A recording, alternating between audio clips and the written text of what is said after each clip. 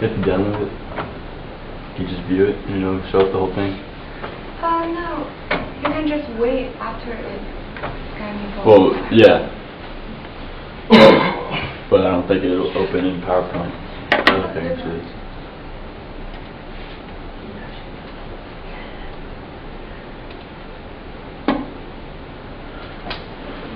Is that what everyone else did though?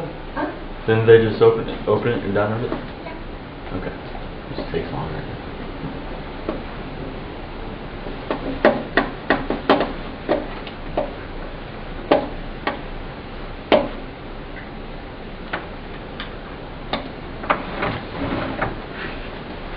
Okay, I'm going to go back to a speech I did a few weeks ago. It was a 2-minute speech, and it was pretty complex, and I didn't really have time to explain everything. I probably won't have time to explain everything today, so I'm going to try to fly through it, but also try for all of y'all to understand it. Here's a quote I want to start off with.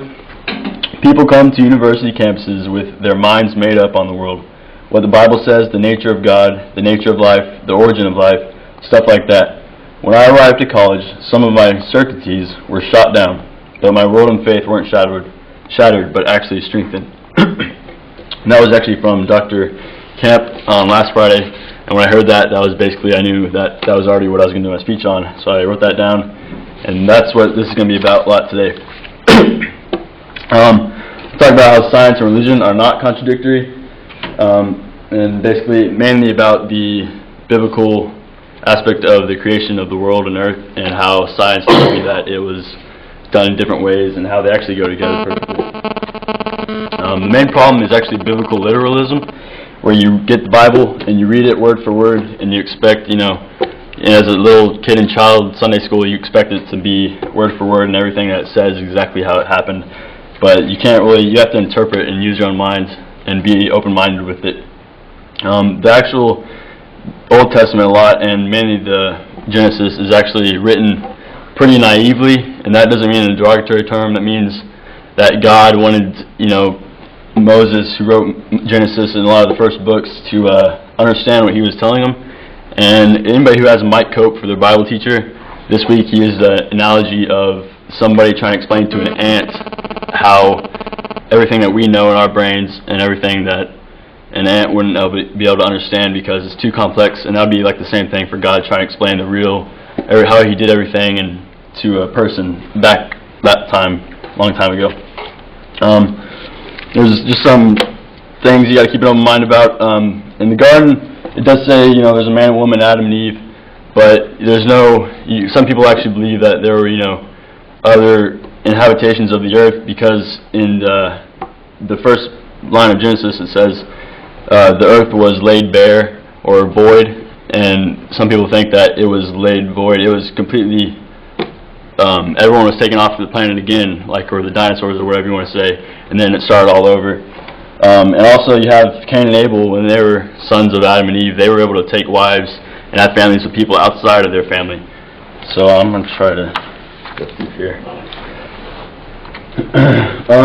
Real quickly on this, 4.5 billion years due to Einstein is one of his famous theories of relativity. He's able to explain that 4.5 billion years, which is about the existence of the Earth, can actually equal 6 days, because you say it's really complex, but basically you have somebody in the universe that's at a location that has higher gravity, and then you have somebody with lesser gravity than that, and it's been proven. If this guy's looking at his watch, then he'll see it go by normal time to him. But if he can somehow see the guy, which would be impossible, but he can somehow see that guy's watch would go a lot slower, but to that guy it would see completely normal. So it's possible that, it could equal the same amount, and they do. It's all complex stuff. I'm not going to read that verse, no time. And then evolution is the main problem that a lot of people have. Actually, the word creation or create or created is only used once in the opening lines of Genesis, and that's only when it says, in the beginning God created the heavens and the earth. He never goes on anywhere else where he's talking about the animals or plants or life or anything. He never says created. And I say that because with evolution it's saying that, you have it just gradually more and more stuff happened. And you don't need to have an individual creation that God makes every single thing. and that it can actually bring forth. It actually says in things like, let the earth bring forth stuff, not that, God, I created this, let it bring forth. But he set in part he actually set the laws of nature to allow that, but, evolution definitely did happen. And actually, Charles Darwin was not an atheist as many people thought, or an antichrist or whatever.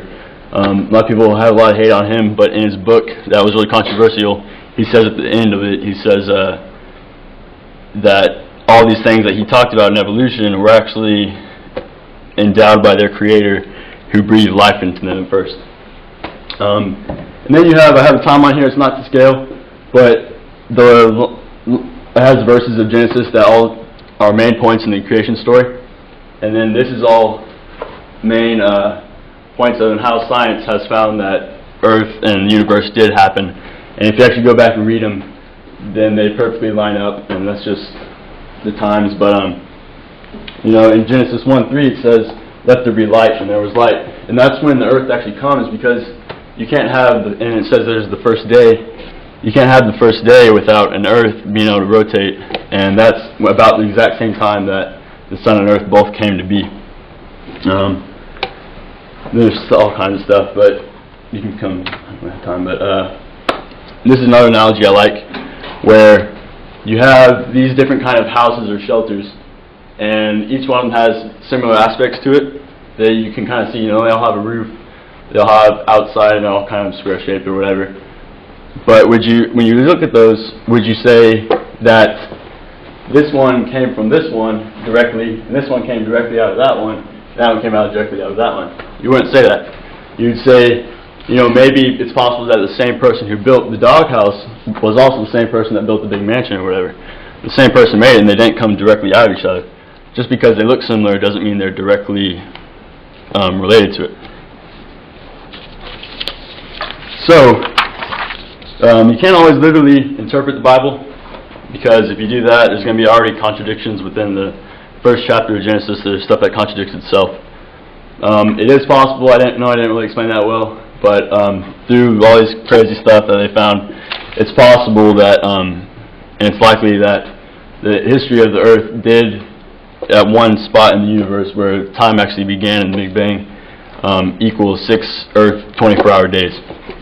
Evolution did occur, and people like to hate on that or whatever, but it's something that's found, but it's not at all contradictory to the Bible. But no matter what happened or didn't happen, God was in charge of it, and that's the main thing. I don't really get too into it. The main thing is that God did it, and that's all that we should care about. So hopefully it didn't craze you, but yeah, thank you.